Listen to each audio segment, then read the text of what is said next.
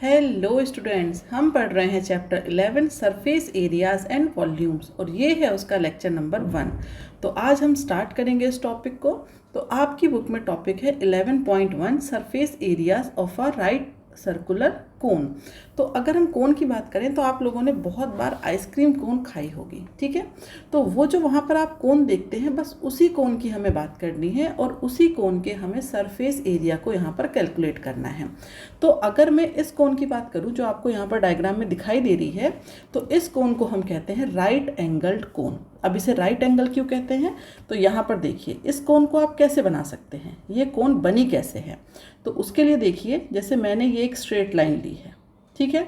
अब इस straight line पर कुछ दूरी तय करिए, मतलब यहाँ से आपने क्या किया, यहाँ पर चले, ठीक है।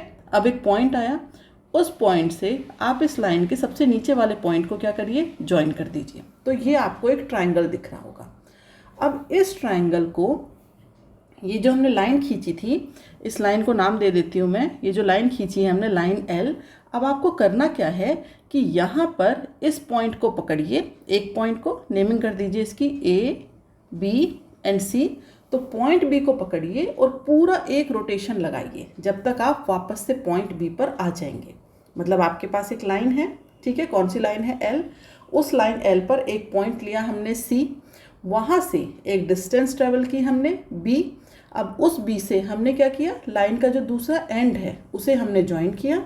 उसके बाद अब आपको करना क्या है, पॉइंट B को पकड़ना है और पूरा एक रोटेशन लगाना है, एक चक्कर पूरा करना है। तो यहाँ पर आपको क्या मिल जाएगी, कोन। और ये वाली जो कोन है ये राइट एंगल कोन कहलाएगी। क्यों? क्योंकि जब आप इस तरीके से करेंगे तो होता क्या है कि अगर हम इस कोन की बात करें तो यहाँ पर जैसे आपने ये रोटेशन लगाया, ओके। अब इस अगर हम कोन की बात करें तो यहाँ पर इस पॉइंट को, मतलब इतनी ये जो लेंथ है पॉइंट C से पॉइंट B के बीच, इसे हम कहते हैं रेडियस R। ये जो पॉइंट C है, यहाँ से इस A तक की डिस्टेंस को हम कहते हैं हाइट H। और ये जो है AB, ठीक है, तो ये जो लेंथ है इसे हम कहते हैं स्लांट लेंथ L। तो इस तरीके की जो कोन अभी हमने बनाई, इसमें आप AB की बात करिए या फिर आप इस पॉइंट को मान लीजिए B', ठीक है, या फिर आप AB' की बात करिए। दोनों ही लेंथ कितनी है, L। यहाँ पर AB is equal to AB' is equal to L। और यहाँ पर ये जो L है ये है हमारे पास स्लांट लेंथ, ठीक है, इस तरीके से हम इसे बोलते हैं। तो इस वाली कोन में ये दोनों तरफ L है, ओके, इसीलिए ये क्या है, राइट एंगल्ड कोन। अब आप दूसरी कोन देखिए, यहाँ पर मैंने एक दूसरी कोन ड्रॉ की हुई है। यहाँ पर आप देख रहे हैं कि ये जो कोन है ना, जब आपने इस कोन को बनाया तो ये कोन कैसे गई है, इस तरीके से अगर हम बात करें ये, ठीक है। अब कोन जानी कैसी चाहिए थी, ये थी इसकी हाइट, तो कोन इस तरीके से होनी चाहिए थी, ओके। लेकिन यहाँ पर क्या हो रहा है, कोन ऐसे नहीं जा रही है। यहाँ पर क्या होता है ना कि ये वाला जो एंगल होता है, ये वाला एंगल ये बनता है 90 डिग्री का। अब आप इस वाली कोन में मुझे बताइए, इस वाली कोन में यहाँ पर क्या हो रहा है, ये कोन ऐसे स्ट्रेट नहीं जा रही है, ये कोन क्या है, थोड़े से एक एंगल के साथ जा रही है। अब आप अगर इस एंगल की बात करेंगे, यहाँ पर अगर आप इस एंगल की बात करेंगे तो ये जो एंगल है ये अब क्या है आपका, लेस देन 90 डिग्री। अब ये 90 डिग्री नहीं है, ये एंगल आपका कितना है, ये एंगल है आपका, यहाँ पर मैं लिख देती हूँ, लेस देन 90 डिग्री। तो अब यहाँ पर ये जो दोनों लेंथ हैं जो हमने देखी थी AB एंड AB', वो इक्वल नहीं है। एक अगर L है तो दूसरी क्या है, L'। तो ये हमारी राइट एंगल कोन नहीं है, ओके। अब हम आ जाते हैं इसके सरफेस एरिया पे। तो यहाँ पर देखिए ये कोन है, इसको पकड़िए, ठीक है, इस पॉइंट को पकड़िए, क्या नाम है इसका, A। अब क्या करिए, कोन को, जैसे आपने देखा होगा बर्थडे पर कैप पहनते होंगे, बर्थडे कैप, तो वो भी कुछ इसी तरीके की होती है। तो इस पॉइंट को पकड़िए और क्या करिए, यहाँ से नीचे से एक सीधी लाइन, एक कैंची के थ्रू आप इसे काट दीजिए, यहाँ से लेकर के यहाँ तक इसे कट कर दीजिए। कट करने पे क्या होगा, जब आप उसे खोल के देखेंगे तो आपको इस तरीके से, ये जो कोन है पूरी नहीं बनाई है मैंने खोल के, पूरा बन जाएगा इस तरीके से खुल के, पूरा एक सर्कल के फॉर्म में खुलेगी वो, ठीक है। तो ये पूरा एक इस तरीके से एक सर्कल के फॉर्म में खुलेगी, ठीक है। बट यहाँ पर मैंने सर्कल ड्रॉ नहीं किया है पूरा। तो इस तरीके से कोन आपकी खुल जाएगी। तो जब ये कोन इस तरीके से खुलेगी तो यहाँ पर तो क्या होगा, ये एल होगा अगर हम राइट एंगल ट्राइंगल की बात करें, ठीक है। और ये जो हैं चारों तरफ, इसे हमने मान लिए बेस, तो ये B1, B2, B3, B4, B5 और ये इसी तरीके से चलते रहेंगे, ठीक है। तो यहाँ पर अब अगर आपको इसके बाहर का ये जो पूरा सरफेस है, इसके अगर आपको एरिया कैलकुलेट करना है तो एरिया कैलकुलेट कैसे होगा। तो यहाँ पर अगर देखा जाए तो ये क्या हो रहा है, ये छोटे छोटे ट्राइंगल्स बन रहे हैं। जैसे ये वाला एक ट्राइंगल है, फर्स्ट ट्राइंगल, ये सेकंड ट्राइंगल, ये थर्ड ट्राइंगल, ये फोर्थ ट्राइंगल, ये फिफ्थ ट्राइंगल, ओके।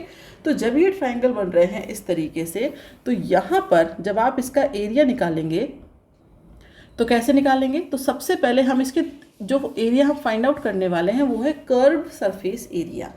मतलब जो आपने कैप लगाई हुई है, तो जब आप उस कैप को देखते हैं, आप उसे अपने सर पे लगाते हैं तो वहाँ से वो बंद नहीं होती है कैप।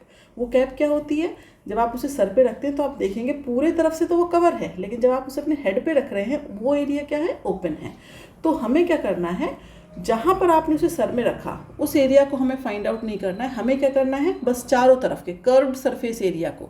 मतलब अगर मैं इसकी बात करूँ, जैसे मैंने आपको बताया था ना, इसे रोटेट कर दीजिए। तो जब हमने इसे रोटेट किया तो बस वो जो हम रोटेट कर रहे हैं उस एरिया की बात कर रहे हैं, ये वाला उसमें इंक्लूड नहीं है। मतलब हम उसे बंद नहीं कर रहे हैं। क्लियर है। तो यहाँ पर अगर हम कर्व्ड सरफेस एरिया की बात करें तो देखिए छोटे छोटे ट्राइंगल बन रहे हैं, तो ये क्या हो जाएगा, ये हो जाएगा 1/2। ट्राइंगल का एरिया क्या हो जाएगा, परपेंडिकुलर, जो कि है यहाँ पर L, और बेस क्या हो जाएगा, बेस है यहाँ पर B। अब ये कितने B हैं वो हम कैसे कैलकुलेट करेंगे। तो अगर हम B की बात करें तो ये जो B हैं, अगर हम इन सारे B को ऐड करते हैं, या फिर चलिए पहले एक एक B लेते हैं। फर्स्ट वाले के लिए लिया हमने B1 प्लस, सेकेंड वाले के लिए 1/2 L into B2 plus 1/2 L into B3 plus and so on. इसी तरीके से चलेगा, कहाँ तक जाएगा, Bn तक। तो इसका मतलब 1/2 इंटू L इंटू यहाँ पर क्या हो जाएगा, B1 plus B2 plus B3 plus and so on. अब ये जो B1, B2, B3 हैं, ये सारे क्या कर रहे हैं, एक सर्कल बना रहे हैं। कितने सारे हैं ये, जब आप इस कोन को खोलेंगे तो पूरा एक कंप्लीट सर्कल बनेगा। तो अगर ये सर्कल बन रहा है, दैट मीन्स आपको क्या लेना पड़ेगा, सर्कल का सरकमफेरेंस लेना पड़ेगा। तो सर्कल का जो सरकमफेरेंस होगा वो क्या होता है, 2πr। और यहाँ पर भी हमने इसे क्या माना है, r माना है। इसकी जो रेडियस है उसे हमने क्या माना है, r। यहाँ पर आप देख सकते हैं ये होगा ना, ये r है। अब हम क्या कर रहे हैं, सर्कल के पूरे सरकमफेरेंस को ले रहे हैं। तो दैट मीन्स अब आपको ये जो B1 से लेकर के Bn तक जो ऐड हो रहे हैं, इसकी जगह हमें लिखना है 1/2 इंटू L इंटू 2πr। अब ये 2 से 2 अगर आप कैंसिल कर दें तो आप इसे लिख सकते हैं πrl।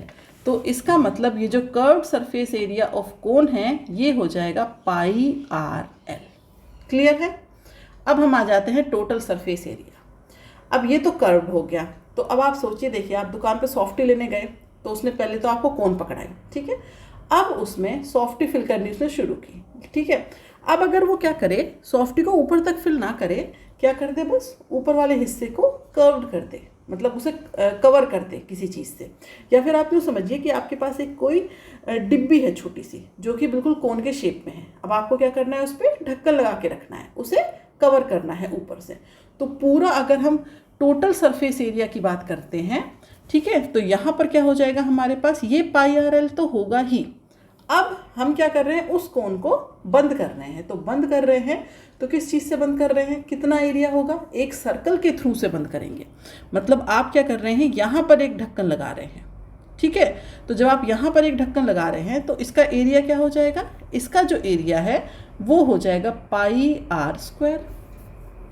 तो यहाँ से πr को ले लीजिए कॉमन, तो ये हो जाएगा हमारे पास L + r, ठीक है। तो ये दो आपको एरिया याद रखने हैं। अगर हम कर्व्ड सरफेस एरिया की बात करते हैं तो वो होता है πrl। और जब हम टोटल सरफेस एरिया की बात करते हैं तो आपको क्या करना है, πrl में ऐड कर देना है πr²। आप इसे इस फॉर्म में भी याद रख सकते हैं, ठीक है। तो इसे ऐसे याद रखिए, इसे ऐसे याद रखिए। पाई आर एल और यहाँ पर pi r l plus pi r square. Okay, अब हम आ जाते हैं सीधे एग्जाम्पल पर। अगर हम फर्स्ट एग्जाम्पल की बात करें, एग्जाम्पल नंबर 1 में बोला जा रहा है find the curved surface area. जब भी आपको एग्जाम में क्वेश्चन आएगा तो ये चीज़ बहुत ध्यान से पढ़नी है कि कर्व्ड सरफेस एरिया की बात हो रही है या टोटल सरफेस एरिया की। ठीक है, तो find the curved surface area of a right circular cone whose slant height is 10 centimetre and base radius is 7 centimetre. तो मैंने आपको बताया था स्लांट क्या होता है, एल।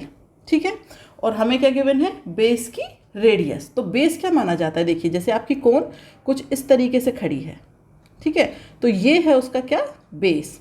तो यहाँ पर ये रेडियस हो गई हमारे पास आर और ये आपको गिवन है 7। इसकी नेमिंग कर देती हूँ मैं ए बी सी डी। तो आपको यहाँ पर सी डी गिवन है जो कि कितना है 7 सेंटीमीटर। और क्या गिवन है, एल, और एल कितना है यहाँ पर 10 सेंटीमीटर। तो मैंने आपको बताया था ना, एल जो है उसे हम स्लांट बोलते हैं, तो स्लांट के साथ हाइट भी बोल देते हैं, कहीं पर लेंथ भी बोल देते हैं। ठीक है, अब ये जो एल आपको गिवन है तो इसे कैलकुलेट कैसे करेंगे, तो इस डायग्राम में ही देखिए कैसे कैलकुलेट करेंगे।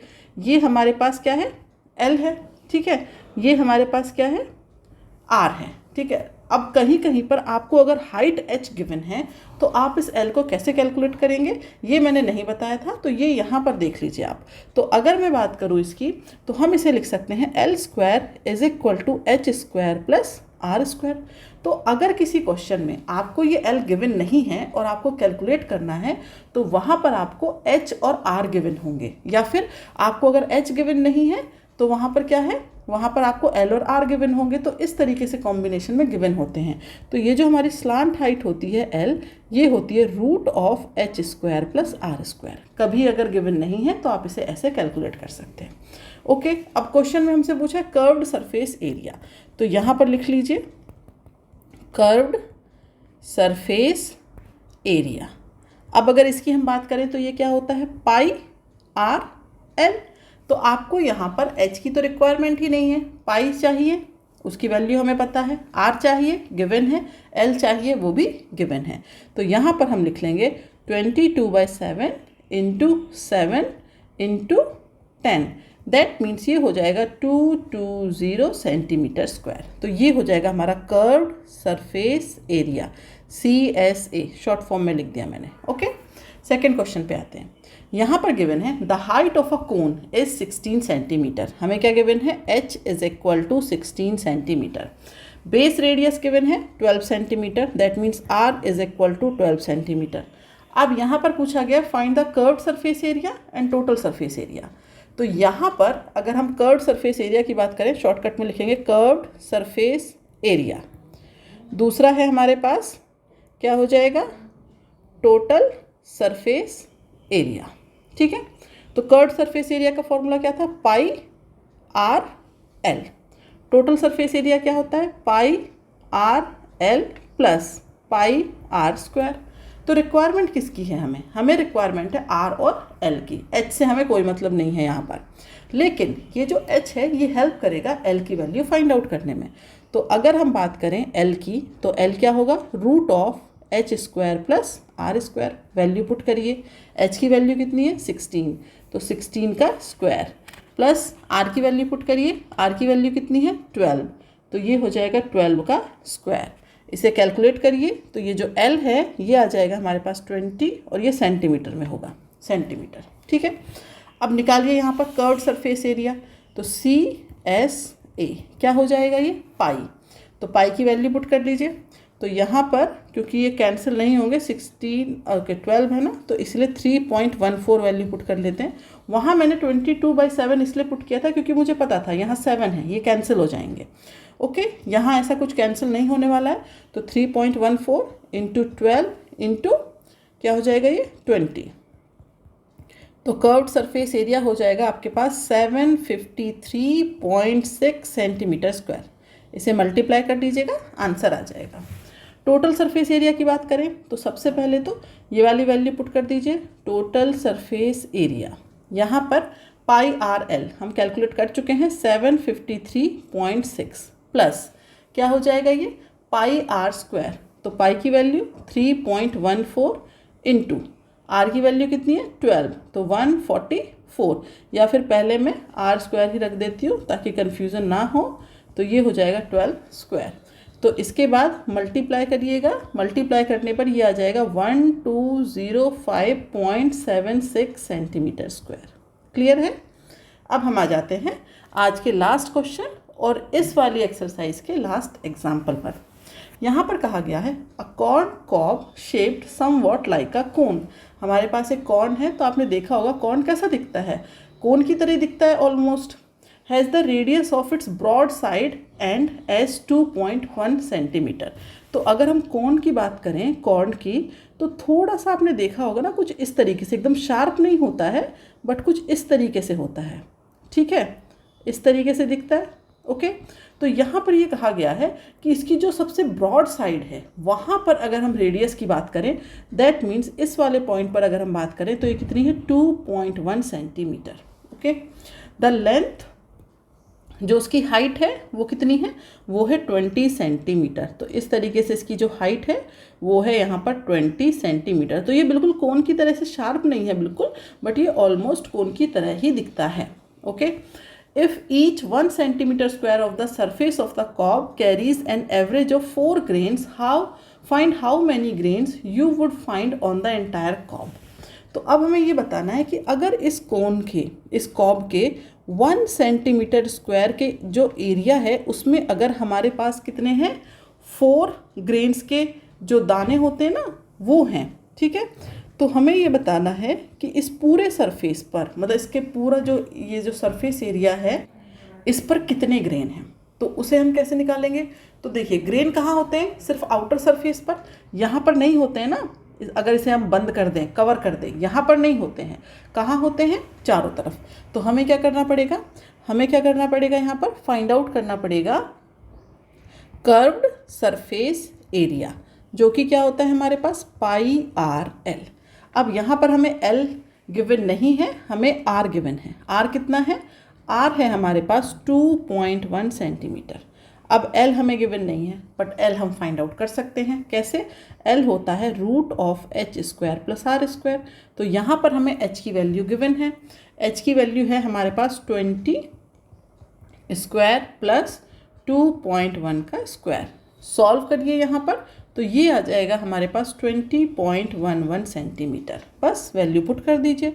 तो CSA = पाई की वैल्यू क्या रखी है यहाँ पर 22/7। क्यों, क्योंकि R की वैल्यू है 2.1, कैंसिल होगा फिर आगे, इंटू 20.11।